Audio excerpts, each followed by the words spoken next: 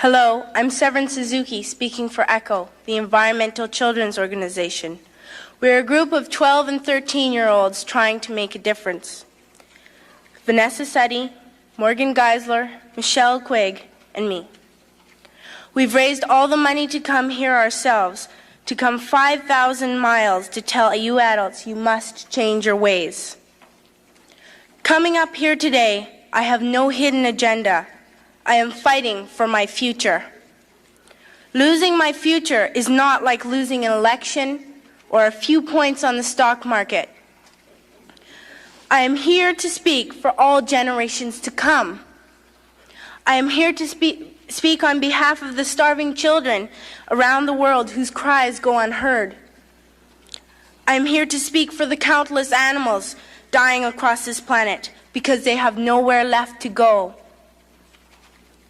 I am afraid to go out in the sun now because of the holes in our ozone.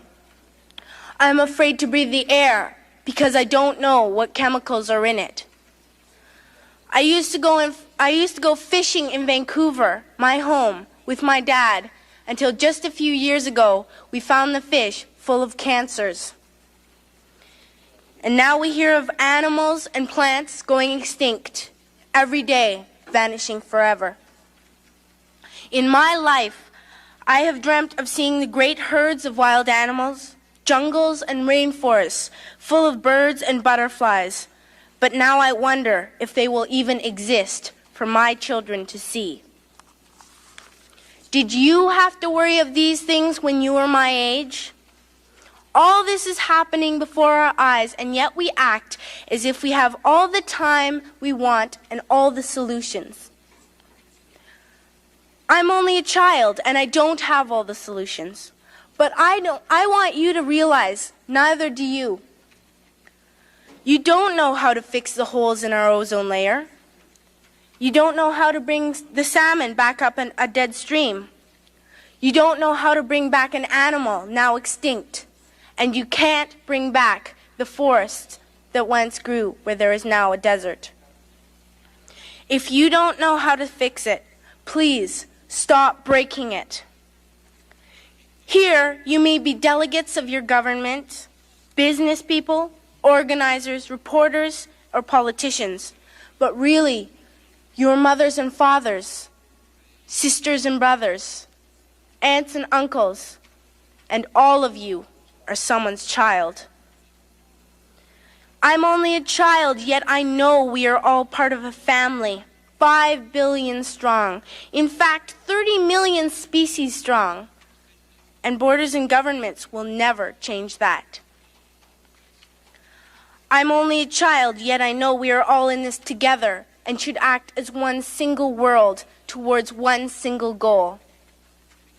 In my anger, I am not blind, and in my fear, I am not afraid of telling the world how I feel. In my country, we make so much waste. We buy and throw away, buy and throw away, buy and throw away, and yet northern countries will not share with the needy. Even when we have more than enough, we are afraid to share. We are afraid to let go of some of our wealth. In Canada, we live the privileged life with plenty of food, water, and shelter. We have watches, bicycles, computers, and television sets. The list could go on for 2 days. 2 days ago here in Brazil, we were shocked when we spent time with some children living on the streets. This is what one child told us. I wish I was rich. And if I were, I would give all the street children food, clothes, medicines, shelter, and love and affection. If a child on the streets who has nothing is willing to share, why are we who have everything still so greedy? I can't stop thinking that these are children my own age, that it makes a tremendous difference where you are born. That I could be one of those children living in the favelas of Rio. I could be a child starving in Somalia, or a victim of war in the Middle East, or a beggar in India. I am only a child, yet I know if all the money spent on war was spent on finding environmental answers, ending poverty, and finding treaties, what a wonderful place this earth would be. At school, even in kindergarten, you teach us how to behave in the world.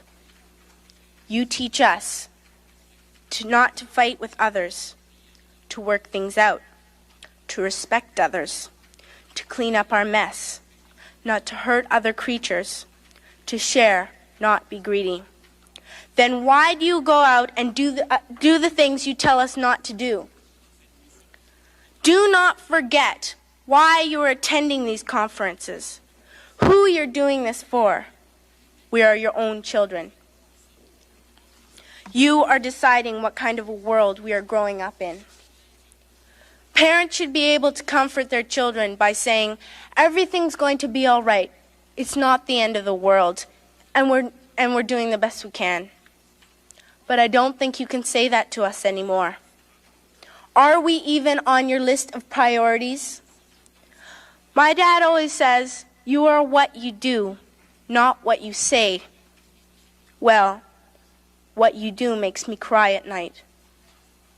You grown-ups say you love us, but I challenge you, please, make your actions reflect your words. Thank you.